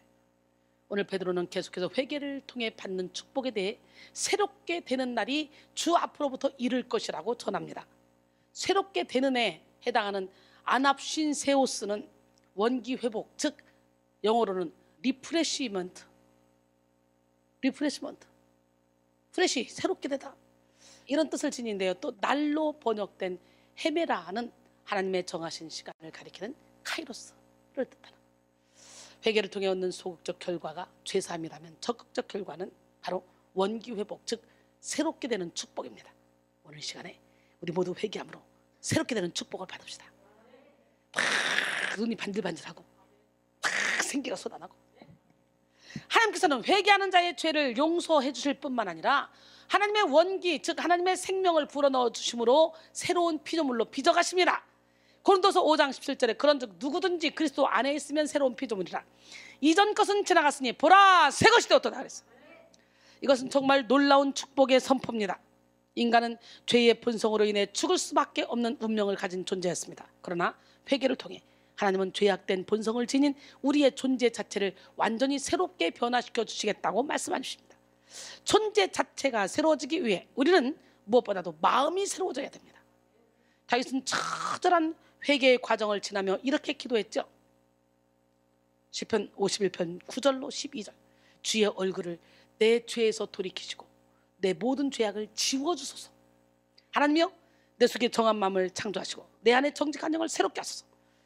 나를 주 앞에서 쫓아내지 마시며 주의 성령을 내게서 거두지 마소서. 주의 구원의 즐거움을 내게 회복시켜 주시고 자원하는 심령을 주사 나를 붙드소서. 할렐루야. 여기서 다윗은 정한 마음, 성결한 마음을 창조해달라고 간절히 기도하며 정직한 영으로 새롭게 해달라고 간구합니다. 즉 다윗은 현재 자신이 지은 이 죄를 용서받는 것에서 그치는 것이 아니라 이후에 자신의 삶 가운데 계속해서 성결한 삶을 살 수 있도록 능력을 달라고 구하고 있는 거예요. 즉 회개란 새로운 마음을 창조하는 능력입니다. 참된 회개를 통해 얻게 되는 축복을 받읍시다. 갈라디아서 5장 16절로 17절 내가 이르노니 너희는 성령을 따라 행하라. 그리하면 육체의 욕심을 이루지 않냐리라. 육체의 소욕은 성령을 거스르고 성령은 육체를 거스르나니 이 둘이 서로 대적함으로 너희가 원하는 것을 하지 못하게 하려 함이라 그랬어요. 오예손 묵상집에 나온 글입니다. 아담이 범죄한 이후 우리에게 정한 마음이란 처음부터 있을 수가 없는 것이었습니다. 때문에 사람은 자기 마음도 마음대로 할 수 없도록 만들어져 있습니다.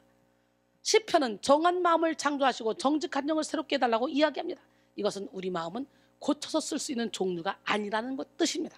애초에 완벽하게 구제불능 우리는 버려져야만 할 존재였습니다.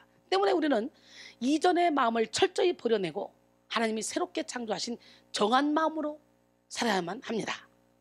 할렐루야. 우리의 영혼과 삶을 새롭게 만드는 것, 즉 궁극적인 새로움의 역사는 오직 성령의 권능으로만 가능합니다. 따라서 다윗이 간구한 정한 마음에 해당하는 내부 타오르는 성령에 의해 지배받기 시작한 깨끗한 마음을 예표하는 것이라고 말할 수 있어요. 우리는 성령으로 새롭게 된 새 마음, 성결한 마음을 가져야만 죄의 권세를 이길 수 있습니다. 우리의 힘과 노력으로 새로움을 추구하는 데에는 한계가 있어요. 그러나 우리의 마음 자체가 성령으로 새롭게 창조될 때 우리는 성령의 인도함을 받아 저절로 하나님이 기뻐하시는 삶을 살게 된다는 걸 알아야 돼요. 저는 성령으로 거듭난 이후에 사랑해야지, 용서해야지, 기도해야지, 헌금해야지, 선교해야지 억지로 노력해 본 적이 없어요. 제 안에서 강력하게 역사하시는 성령의 역사를 따라 저절로 사랑하게 되고, 저절로 용서하게 되고, 저절로 선교하게 되고, 저절로 구제하게 되고, 저절로 하나님 기뻐하는 일을 하게 되더라고. 또 24시간 주님과 교통교제하며 제 삶을 기쁨으로 하나님 앞에 드리는 인생을 살게 되더라고요. 이것이 바로 성령의 인도함을 받는 새 창조된 마음을 통해 나타난 열매입니다. 오늘 이 시간 말씀 가운데 역사하는 성령의 능력으로 참된 회개의 영이 여러분에게 임해서 여러분의 마음에 새 창조의 역사가 얼마나 막 일어나는지, 여러분 자체가 얼마나 많이 새로워지는지 오늘 막 이 시간에 깨달아야 돼. 왜냐하면 주께는 하루가 천년 같고 천년이 하루 같다 그랬잖아. 그러게 단 한 번의 예배를 통해서도 우리는 새 창조의 역사가 일어나고, 이 단 한 번의 예배를 통해서도 우리 새로워지는 기적을 경험하게 되는 거야. 야, 내가 어떻게 이렇게 많이 바뀌었지? 어떻게 내 삶이 이렇게 바뀌었지? 라고 생각할 수 있게 된 단 한 번의 예배를 통해서도. 할렐루야. 세 번째로 예수님의 재림의 때에 영광의 자유에 이르는 축복을 받게 되죠. 베드로는 회개를 통해 얻게 되는 축복에 대해 마지막으로 이렇게 이야기합니다. 주께서 너희를 위하여 예정하신 그리스도 곧 예수를 보내시리니 하나님이 영원 전부터 거룩한 선자들의 입을 통하여 말씀하신 바 만물을 회복하실 때까지는 하늘이 마땅히 그를 받아들이라 그랬어요. 베드로가 회개를 통해 받을 축복으로 앞서 제시한 제3의 축복과 새롭게 되는 축복이 예수님의 초림과 재림 사이의 긴장 상태 속에 살아가는 세상 속에서 얻을 축복이라면, 이 세 번째 축복은 예수 그리스도의 재림의 때에 완성된 하나님의 나라에서 누리게 될 미래의 축복입니다. 우리 이거 다 받아야지. 오늘 본문에서도 하나님께서 재림의 주로 예수님을 보내시기를 계획하시고 준비하셨다고 선포하죠. 예정하신으로 번역된 프로케이리스메노는 스스로 준비하다, 뭐뭐의 처분에 맡겨두다 등의 의미를 가집니다. 즉 예수님의 재림은 절대 번복됨 없이 하나님의 정하신 때에 반드시 이루어질 것입니다. 그 정하신 때에는 모든 피조물들이 회복되는 때인데요, 특히 예수 그리스도의 이름을 믿는 자, 즉 예수의 이름으로 참된 회개를 이룬 자는 단 한 사람도 빠짐없이 하나님의 자녀로서 부르신다는 사실을 이야기하고 있습니다. 이들은 죽음과 죄의 세력에서 완전히 해방되며 영원롭게 될 것입니다. 로마서 8장 17절로 21절. 자녀이면 또한 상속자 곧 하나님의 상속자요 그리스도와 함께한 상속자니 우리가 그와 함께 영광을 받기 위하여 고난도 함께 받아야 할 것이지라. 생각하건대 현재의 고난은 장차 우리에게 나타날 영광과 비교할 수 없도다. 피조물이 고대하는 바는 하나님의 아들들이 나타나는 것이니 피조물이 허무한데 굴복하는 것은 자기 뜻이 아니요 오직 굴복하게 하시는 이로 말미암음이라. 그 바라는 것은 피조물도 썩어짐의 종로로 탄 데서 해방되어 하나님의 자녀들의 영광의 자유에 이르는 것이니라 그랬어요. 여러분, 저는 하나님의 사역에 올인한 이후부터 주님의 은혜로 코람데오의 삶을 살고 있습니다. 그래서 오늘 주님이 오셔도 기쁨으로 주님을 맞이할 수 있다는 소망과 기대로 살게 되었어요. 고린도전서 10장 31절에 그런즉 너희가 먹든지 마시든지 무엇을 하든지 하나님의 영광을 위해서 하라는 거예요. 다. 호라티우스는 죽음의 공평한 발걸음은 가난한 자의 오두막집과 임금의 궁궐을 모두 찾아가 문을 두드린다. 그러니까 부자나 가난하거나 관계없이 누구나 죽음은 찾아온다는 얘기지요. 죽음은 빈부 귀천을 따지지 않고 평등하게 다가옵니다. 많은 돈도 명예도 아름다움도 그 죽음의 문제를 해결해 줄 수 없습니다. 이 죽음의 문제를 담대하게 이겨넘을 수 있는 것은 오직 예수 그리스도의 구원의 은혜를 붙잡는 것밖에 없어요. 사망아 너희 승리가 어디 있느냐, 사망아 내가 쏘는 것이 어디 있느냐, 사망이 쏘는 건 죄요 죄의 권능은 율법이라 그랬어요.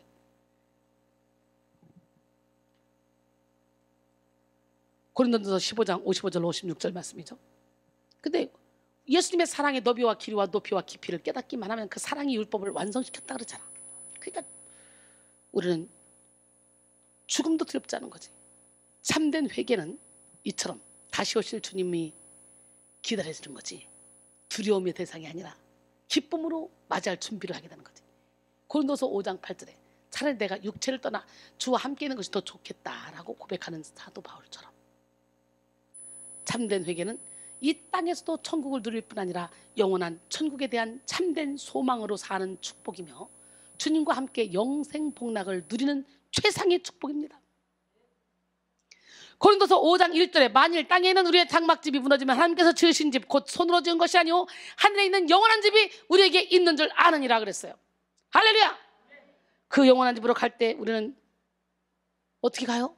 빈손으로 가죠. 아무것도 못 가져가죠. 뭘 가져가요? 우리가 그동안 했던 선한 일, 하나님 나라 확장을 위해 일했던 모든 것들은 우리를 따라와. 그러니까 이 영적인 세계를 알면 하늘의 상급사느라고 정신이 없는 거지. 계시록 14장 13절에 또 내가 들으니 하늘에서 음성이 나서 이르되 기록하라. 지금 이후로 주 안에서 죽은 자들은 복이 있도다 하심에 성령이 이르시되 그렇다. 그들이 수고를 그치고 쉬리니 이는 그들이 행한 일이 그들을 따름이라 그랬어요. 계시록 22장 12절에 보라 내가 속히 오리니 내가 줄 상이 내게 있어 각 사람에게 그가 행한 대로 갚아주리라 그랬어요. 그래서 내 의로 하는 것은 다 공적이 불타버리지만 하나님의 영광을 위해서 하는 모든 것들은 그대로 고스란히 영원토록 내 상급으로 쌓아지는 거지. 이 땅에다가 막 쌓아놓을 필요가 없는 거야.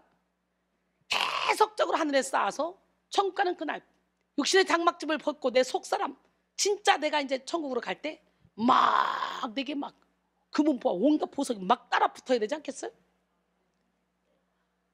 생각만 해도 행복하네. 그래서 저는 나의 모든 걸 바치고 던지고 달려나가는 거 아니에요. 하늘의 상급을 바라보고. 여러분 모두가 이와 같은 축복을 마음껏 누리기 위해서 기름 준비하시기 바랍니다.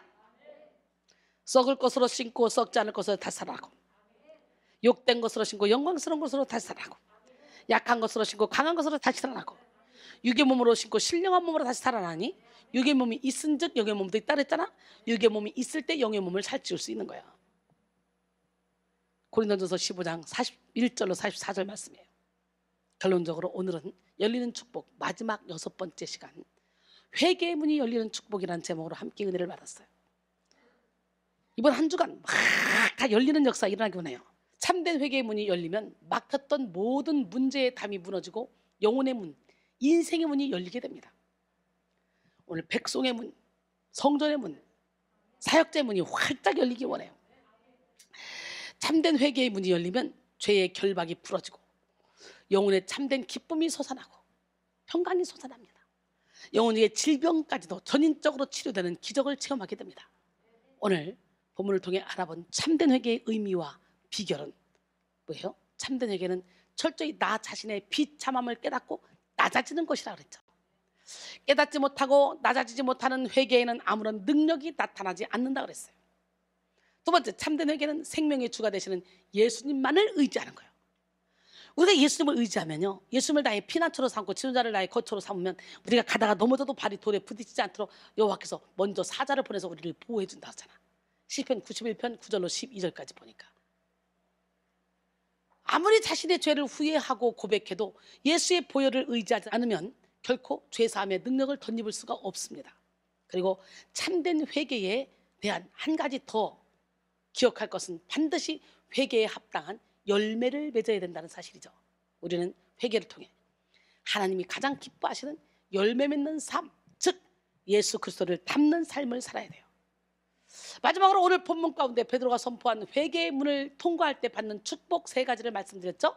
첫 번째, 죄사함을 얻는 축복, 존재 자체가 새롭게 되는 축복, 예수님의 재림의 때 영광의 자유에 이르는 축복입니다. 할렐루야!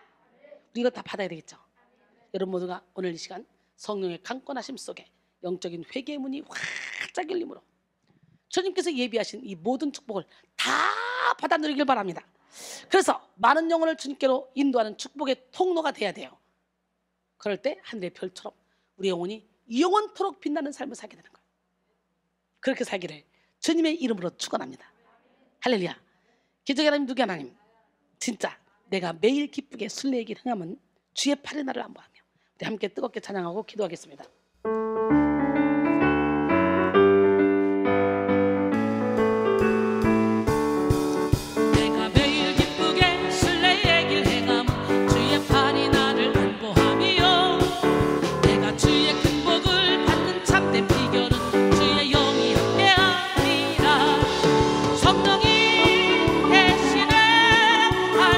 함께 하시네. 좁은 길을 걸으며